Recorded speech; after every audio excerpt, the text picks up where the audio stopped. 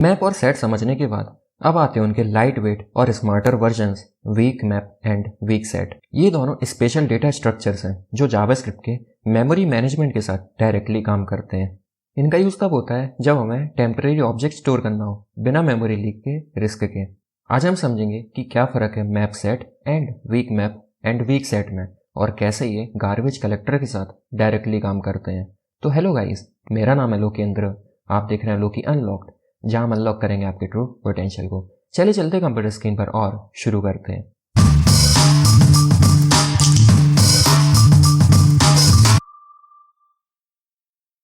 चलिए समझते हैं जावास्क्रिप्ट में weak set and weak map क्या होते हैं और इनका हमें कब यूज करना है।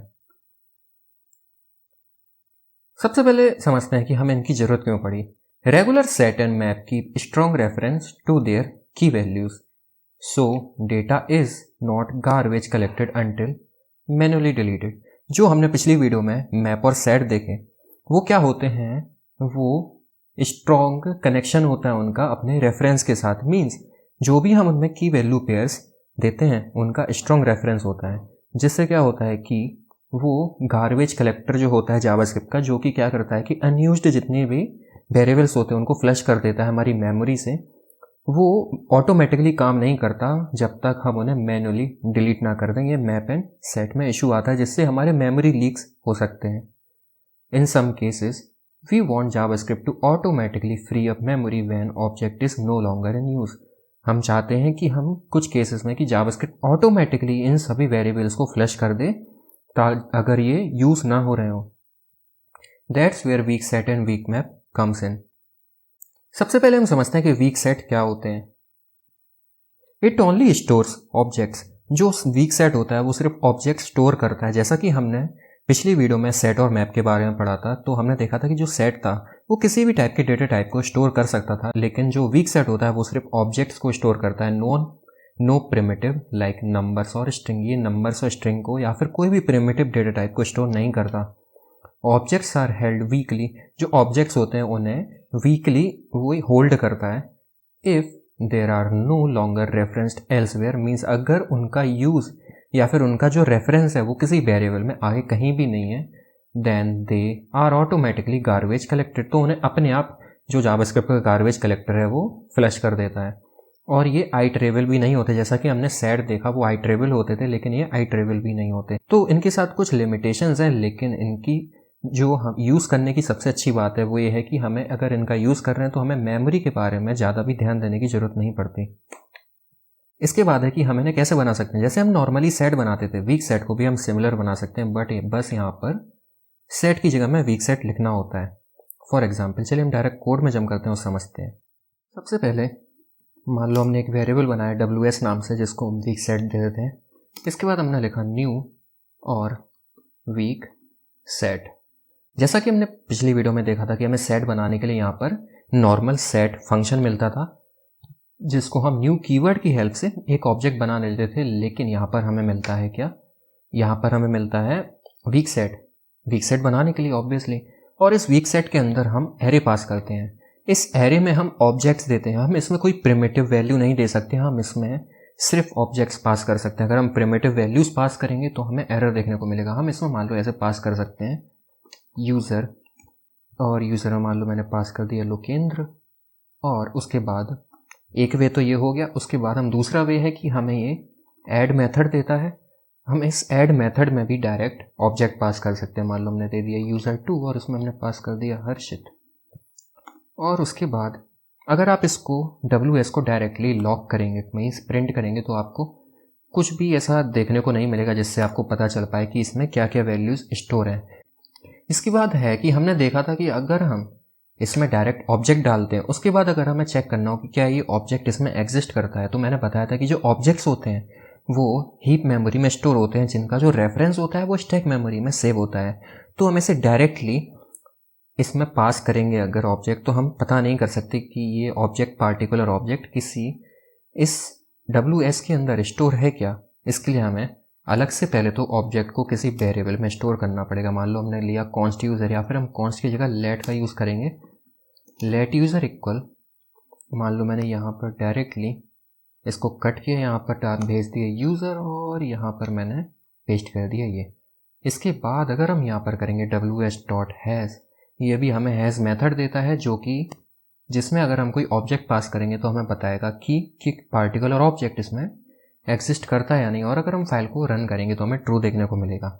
इसके बाद हमने पढ़ा कि जो सेट होते थे वो अपने जो ऑब्जेक्ट्स थे या जो भी उनकी वैल्यूज़ होती थी उनको स्ट्रांगली हेल्ड करते थे, जिसके कारण क्या होता था, जो गार्बेज कलेक्टर है वो ऑटोमेटिकली फ्लश नहीं कर पाता था मेमोरी से उन ऑब्जेक्ट्स को। लेकिन अगर हम यहाँ पर सिंपली कर दें यूज़र इक्वल, मान लो मैंने कर दिया नल, उसके बाद अगर मैं इसको करूँगा कि अगर क्या ws.has उसमें यूज़र है क्या, अगर हम फाइल को रन करेंगे तो हमें अब फॉल्स देखने को मिलेगा। मीन्स गार्बेज कलेक्टर ने क्या किया, जैसे ही हमने क्या किया, जो ये यूज़र था उसमें नल रीअसाइन कर दिया, तो क्या हुआ, जो ये ऑब्जेक्ट था, जो यूज़र लोकेंद्र ऑब्जेक्ट था, वो गार्बेज कलेक्टर ने हमारी मेमोरी से फ्लश कर दिया और ये हम हमारे जो WS वीक सेट हमने बनाया उसमें भी ये एग्जिस्ट नहीं करता है। उम्मीद है ये चीज़ आपको समझ आई होगी।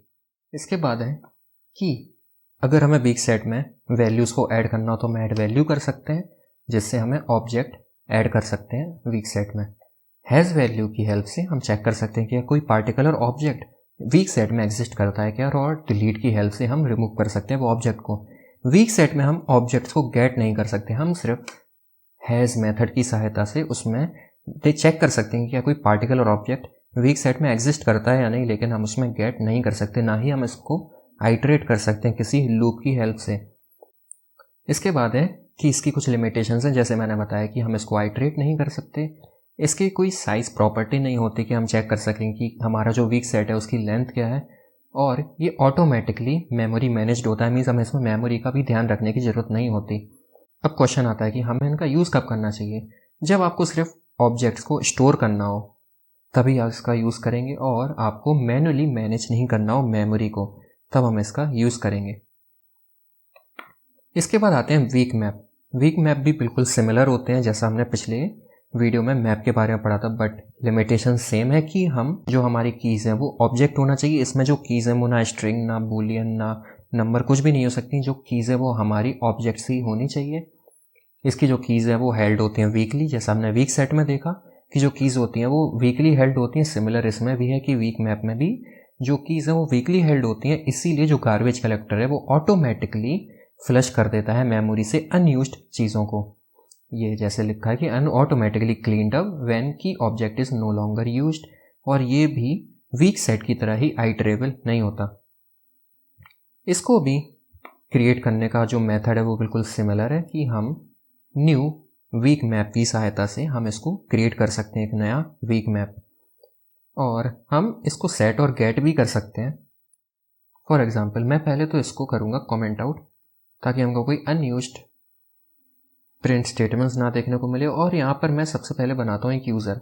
मान लो मैं यूज़र यही ले लेता हूँ जिसको हम एज अ की यूज़ करेंगे अपने वीक मैप में।